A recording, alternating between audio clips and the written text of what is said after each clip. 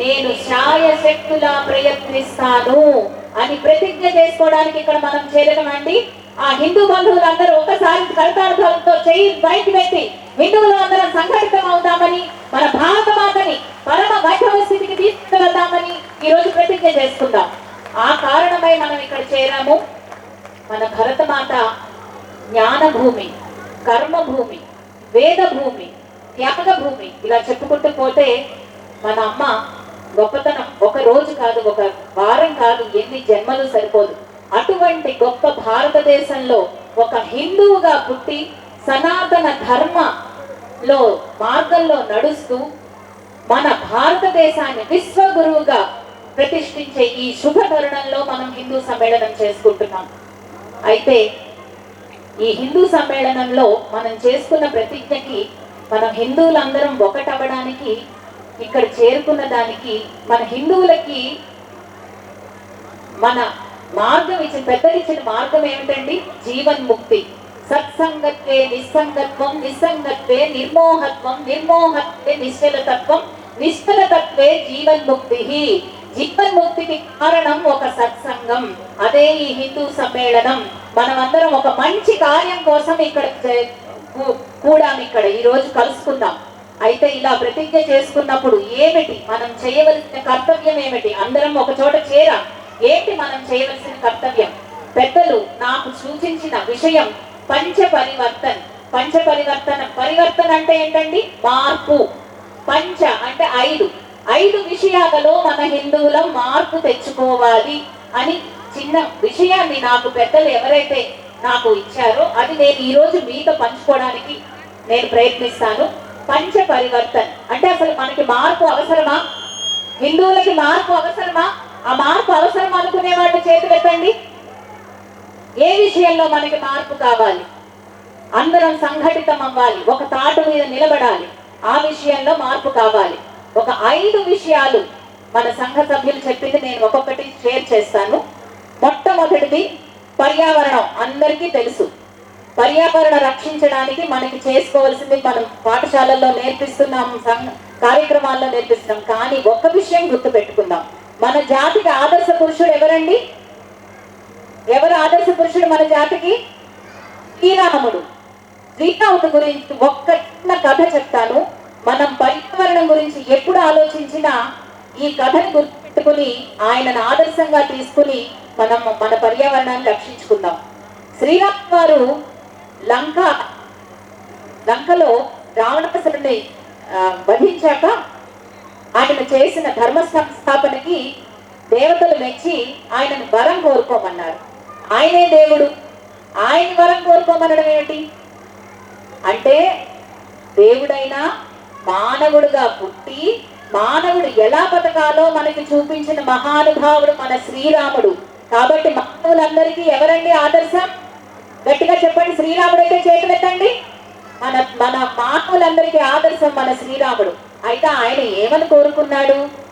రాజ్యం ఎలాగో ఆయనకు అక్కర్లేదు, త్యాగం ఇచ్చేసి వచ్చేసాడు. ఆయన ఏమని కోరుకున్నాడంటే, నేను యుద్ధం చేసినప్పుడు ధర్మ సంస్థాపనకి చేశాను, కానీ ఆ యుద్ధం జరిగిన కార్యక్రమంలో ఎంతో ప్రాణ నష్టం జరిగింది, ఆస్తి నష్టం జరిగింది, ప్రకృతి నష్టం జరిగింది, వనరులు నష్టం జరిగింది. కాబట్టి ఆ నష్టపోయిన ప్రాణ హానినంతా తీర్చి వాటికి మళ్ళీ పునఃసృష్టి చెయ్యండి అని అడిగారు. అదండి మన ఆదర్శ పురుషుడి యొక్క మహా దయార్ద్ర హృదయం. అటువంటి ఆదర్శ పురుషుడిని మనం ఫాలో అవ్వాలా వద్దా? ఫాలో అవ్వాలన్న వాళ్ళందరూ చేతులెత్తండి. అటువంటి ఆదర్శ పురుషుడిని గుర్తు తెచ్చుకుంటే మనం ఏదైనా మన దేశంలో, మన రాష్ట్రంలో, మన సమాజంలో, మన ప్రపంచంలో ఎక్కడైనా మనం పర్యావరణాన్ని మనము కలుషితం చేస్తాం అని ఎప్పుడైనా మనకు అనిపించినప్పుడు ఈ శ్రీరాముల వారిని తలుచుకోండి. ఆయన కదా మనకి, మన జాతికి ఆదర్శం. మనం ఇలా చేయకూడదు అని గుర్తు పెట్టుకోండి. ఇంకా ఎలా చేయాలనేది మీ అందరికీ తెలుసు. ప్లాస్టిక్ ని అవాయిడ్ చేయాలి. సో అది నేను విషయాల్లోకి వెళ్ళక్కర్లేదు.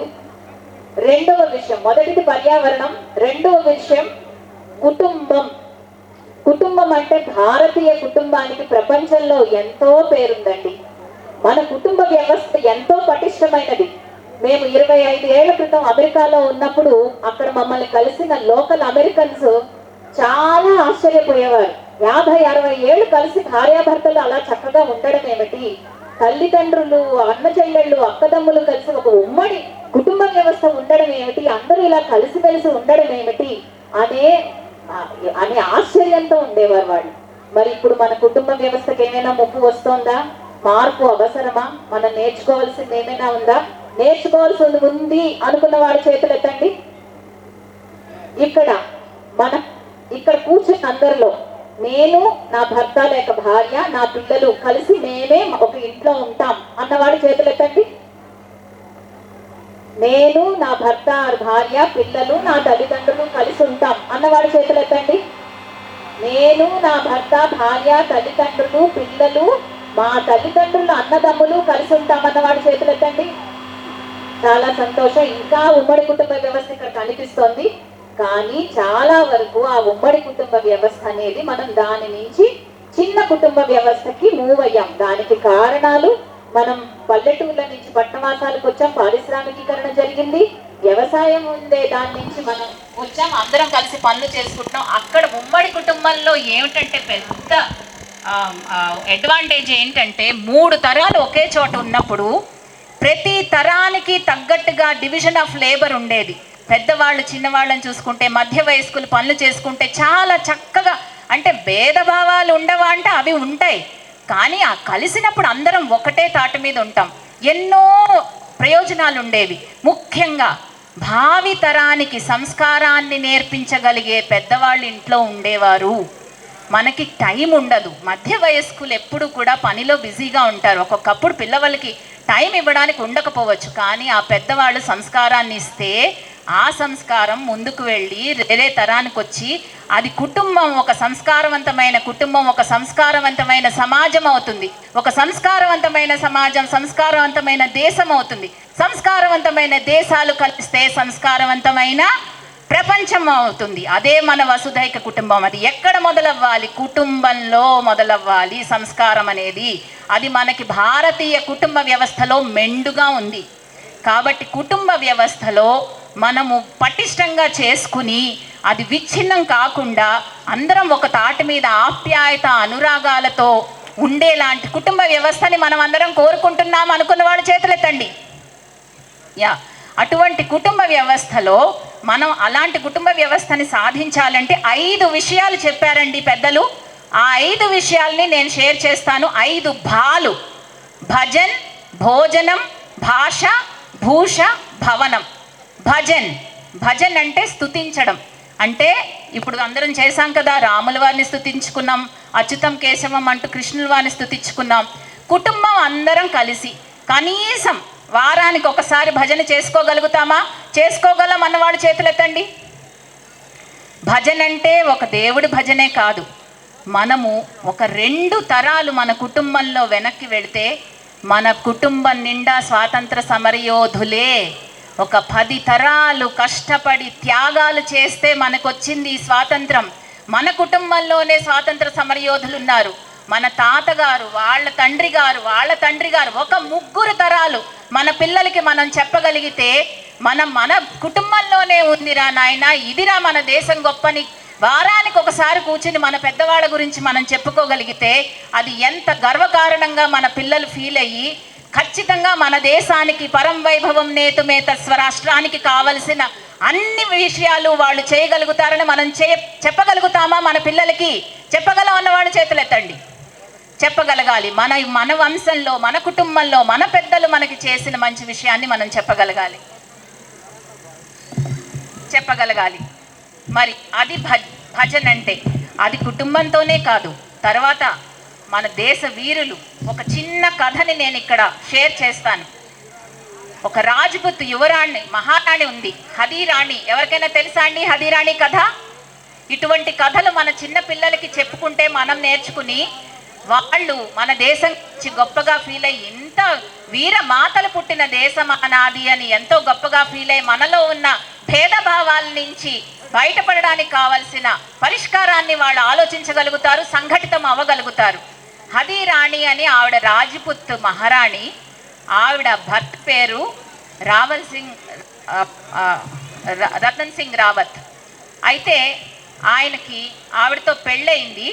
రెండో రోజున యుద్ధానికి వెళ్ళవలసి వచ్చింది. వెళ్ళవలసి వస్తే ఔరంగజేబు సైన్యం వస్తోంది. ఆయన ఎంతో ప్రేమగా పెళ్లి చేసుకుని ఎంతో ప్రేమలో ఉన్నాడు భార్యతో. అయితే ఆవిడ హారతి వీరతిలకం దిద్దడానికి వచ్చింది. నిన్ను వదిలి వెళ్ళలేను, నేను యుద్ధానికి వెళ్ళలేను అన్నాడు. అంటే అలా ఎలా అవుతుంది? ప్రజలను రక్షించవలసిన బాధ్యత రాజుది, మీరు వెళ్ళవలసిందే, మీరు వెళ్ళకపోతే మన దేశం నష్టపోతుంది, వెళ్ళాలి అని చెప్పి వీరతిలకం దిద్ది పంపించింది. ఆయన అక్కడికి వెళ్ళి యుద్ధానికి వెళ్ళి యుద్ధం చేస్తున్న ఆయనకి కళ్ళెదురకుండా భార్యే కనిపిస్తుంటే ఏమిటిది, నేను చపల చిత్తుణ్ణి అవుతున్నాను అని అనుకుని ఆయన ఒక దూత ద్వారా భార్యకి కబురు పంపించాడు. ఏమని కబురు పంపించాడు? నువ్వు నాకు బాగా గుర్తొస్తున్నావు, నీ గుర్తుగా ఏదైనా నాకు ఒక మచ్చుక పంపించు, అది చూసి నువ్వు నాతో ఉన్నావని నేను ఆనందిస్తాను అన్నాడు. అప్పుడు ఆవిడ అనుకుంది, అయ్యో నా సౌందర్యానికి నా మీద ప్రేమతో ఈయన చపల చిత్తుడు అవుతున్నాడు, యుద్ధం మీద ఇది చెయ్యటం లేదు ఆయనని ఆవిడ తల కట్ చేసి ప్లేట్లో పెట్టి, ఇదే కదా నీకు నా మీద ఉన్న మోజు మూలానే కదా నువ్వు దేశాన్ని రక్షించకుండా చపల చిత్తుడు అవుతున్నానని పంపించింది ఆవిడ తల. అటువంటి వీర మాతలు పుట్టిన దేశం అండి మనది. మన హదీరాణి కథ భజనలుగా మన పిల్లలకి చెప్పుకుందామా లేదా? చెప్పుకుందాం అన్నవాడు చేతులు ఎత్తండి. అటువంటి భారత్ మాతకి జై. అటువంటి వీరమాతలు పుట్టిన జై జై మాత, వీరమాత, భారత్ మాత. అటువంటి వీరమాతలు పుట్టిన గడ్డ మనది.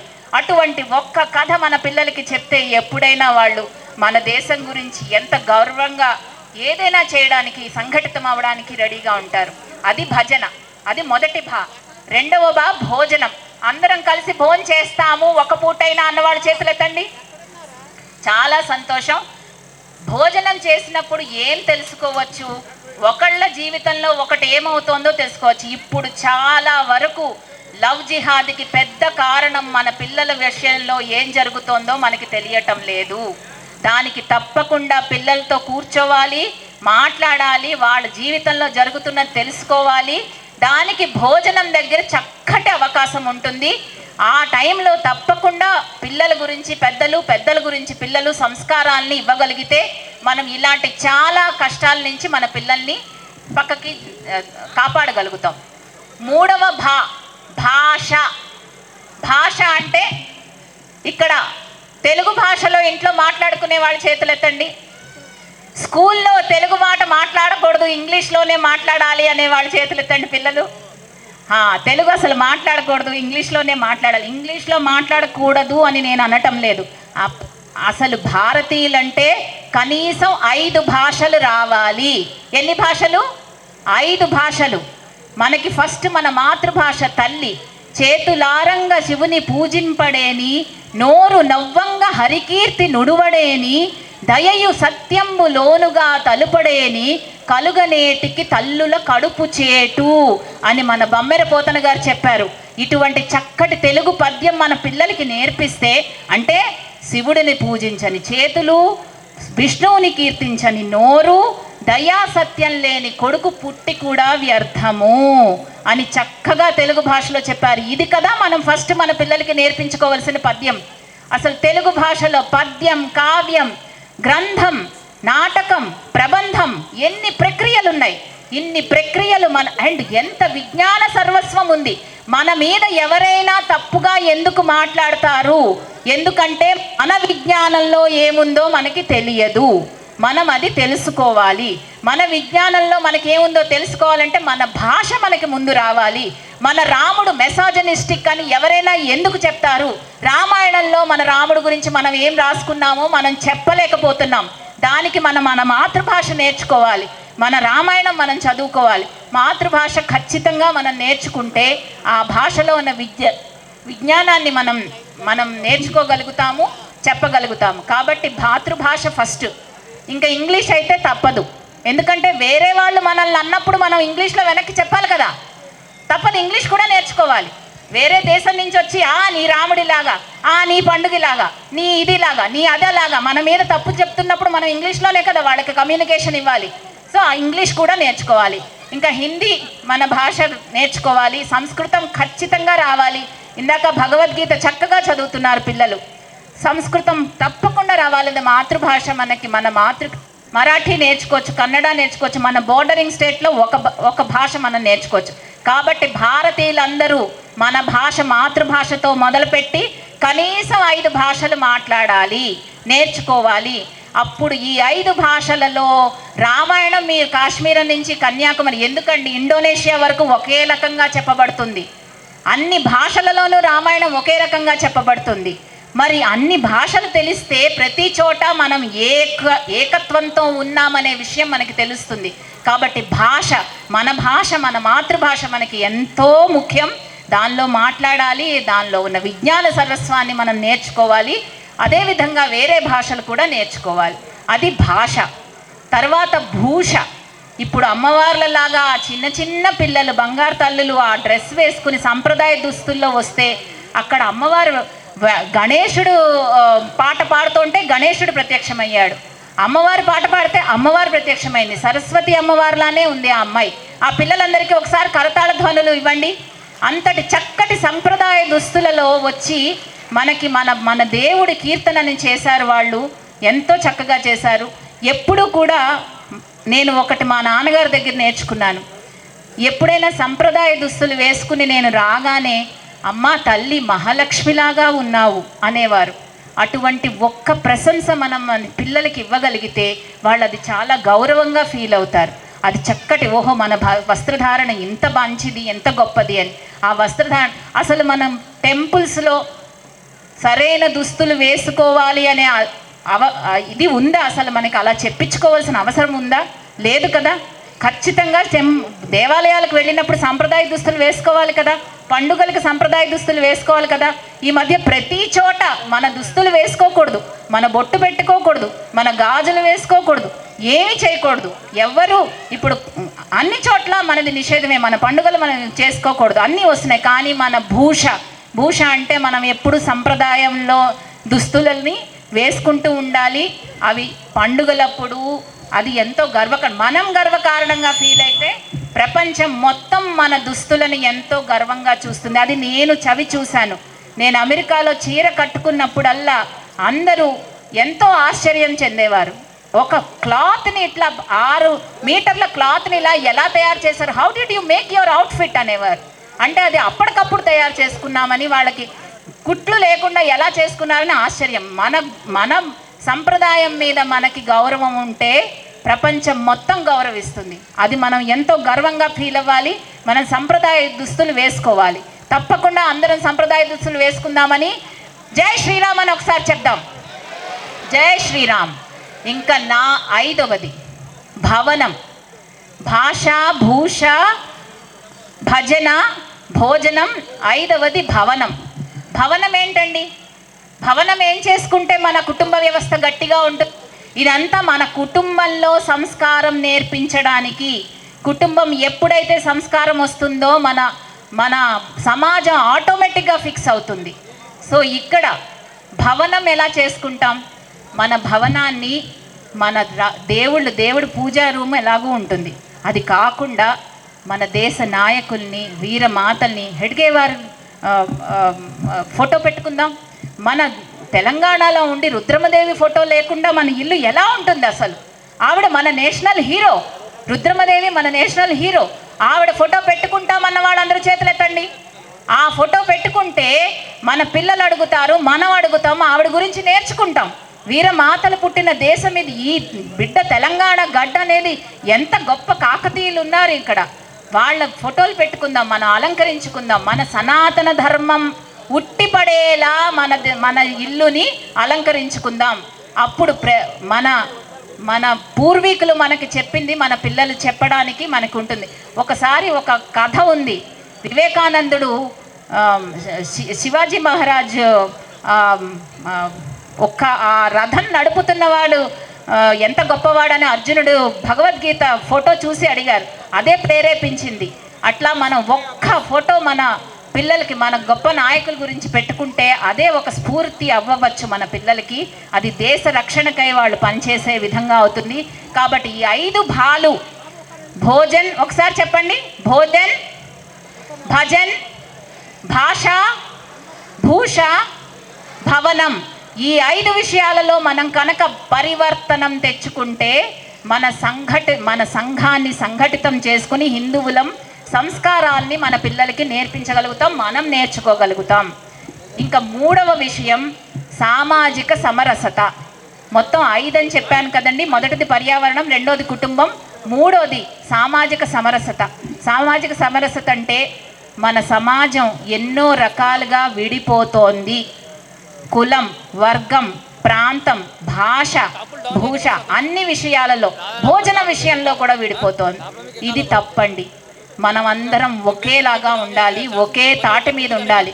గడప లోపలే కులం, గడప దాటితే మనం హిందువులం. నా వెనకాల చెప్పండి, గడప లోపలే కులం, గడప దాటితే హిందువులం. హిందువులం, అది మనం ఫస్ట్ గుర్తుపెట్టుకోవాలి. సరే, మనకి ఈ వర్గ, ప్రాంత, కుల, భేదాలు ఎక్కడి నుంచి వచ్చాయి? మొదటి నుంచి ఇలాగే ఉన్నాయా? మన పెద్దలందరూ దీన్ని ఒప్పుకుంటారా?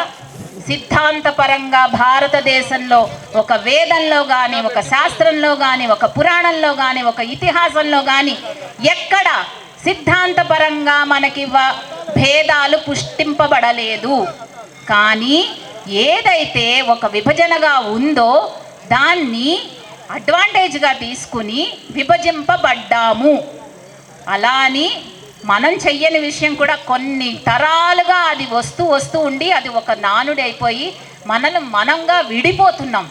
ప్రతి విషయంలోనూ మనం సంఘటితం అవ్వటం లేదు. అందుకే రాష్ట్రీయ స్వయం సేవక్ సంఘ్ పెట్టారు డాక్టర్ జీ.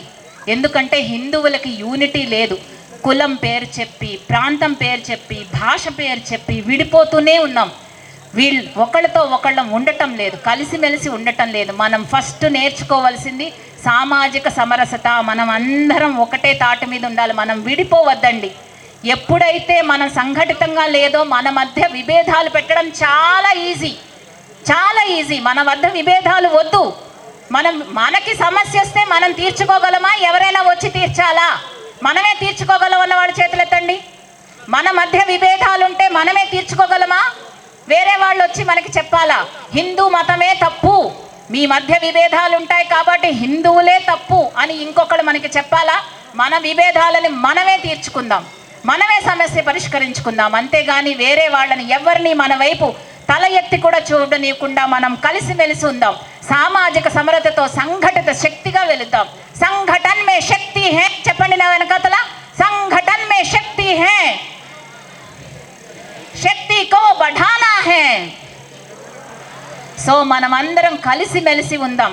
పెద్దలందరూ సంఘ సంస్కర్తలు, డాక్టర్ జీ ఎంత పెద్ద సంఘ సంస్కర్త అండి. హిందువులందరికీ యూనిటీ లేదని ఒక తాటి మీదకి రావాలని రాష్ట్రీయ స్వయం సేవక సంఘ్ పెట్టారు. వీర్ సవార్కర్ జీ, అంబేద్కర్ జీ, ఎంతమంది మనకి సంఘ సంస్కర్తలు ఉన్నారు. హిందువులు యూనిటీ కావాలని చెప్పి చేసిన సంఘ సంస్కర్తలు, వాళ్ళందరినీ పూజిద్దాం, పాటిద్దాం. మనం కొట్టుకోవద్దు. కులం పేరు చెప్పి, ఆచారం పేరు చెప్పి, సంప్రదాయం పేరు చెప్పి, భాష పేరు చెప్పి మనకున్న ఏమంటారంటే భిన్నత్వంలో ఏకత్వం భారతీయ గొప్పతనం. భిన్నత్వం అంటే ఏమిటి? ఒక 10 ఊళ్ళు దాటితే మన భాష మారిపోయింది, మన భోజనం మారిపోయింది, మన వస్త్రధారణ మారిపోయింది. అలా అని వీడు గొప్ప, వీడు తక్కువ, వీళ్ళు ఎక్కువ, వీళ్ళు తక్కువ అనలేదు. భిన్నత్వం ఉంది కానీ భిన్నత్వం మూలాన ఒకళ్ళు మంచి ఒకళ్ళు చెడ్డ అవలేదండి.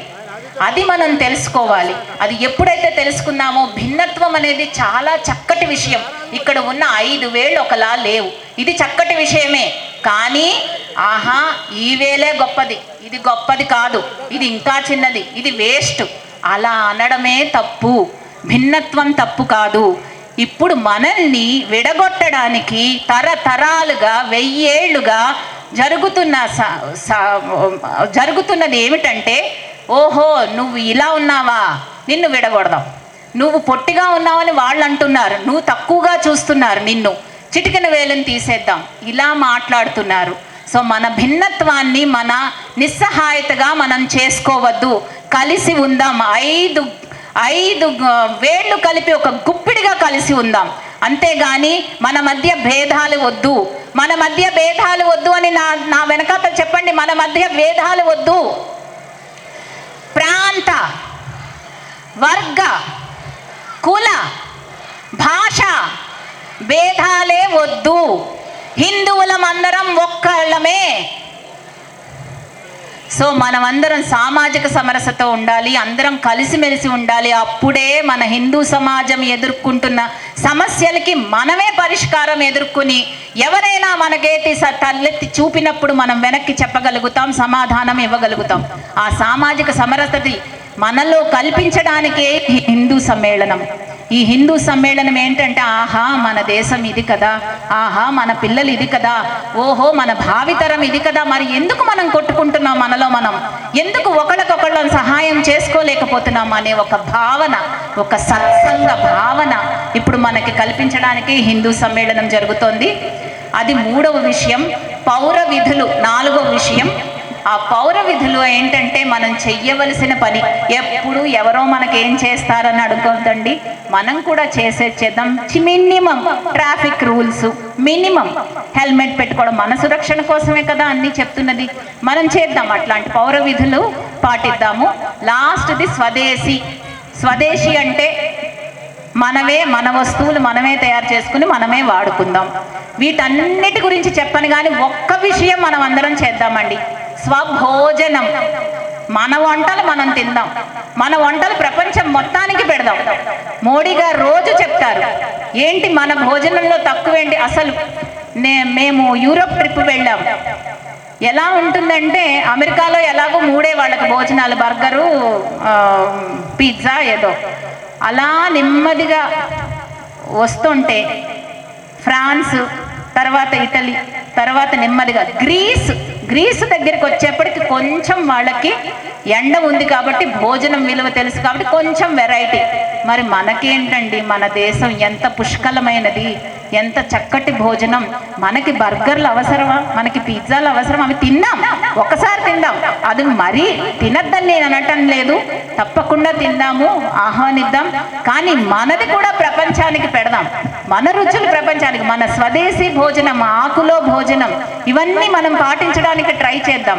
ముఖ్యంగా పిల్లలు ఈ రోజుల్లో మనకి స్విగ్గీలు జొమాటోలు ఎక్కువయ్యాయి కాబట్టి ఆర్డర్లలో ఉన్నప్పుడు మన భోజనం మనం స్వహస్తాలతో తల్లి కానీ తండ్రి కానీ పిల్లలు కానీ చక్కగా చేసుకుని తింటే ఎంతో బాగుంటుంది. స్వభోజనం చాలా ఇంపార్టెంట్. ఈ రోజుల్లో ఎన్నో ఆరోగ్య ప్రాబ్లమ్స్ అన్నీ స్వభోజనం లేకపోవడం మూలాన వస్తుంది, బయట తయారు చేసిన భోజనం మూలాన. ఈ విషయంలో కూడా మనం కొంచెం శ్రద్ధ వహించామంటే మనం ఆరోగ్యంగా ఉండి ఇటువంటి కార్యక్రమాలు ఎన్నో చేసుకోగలుగుతాం.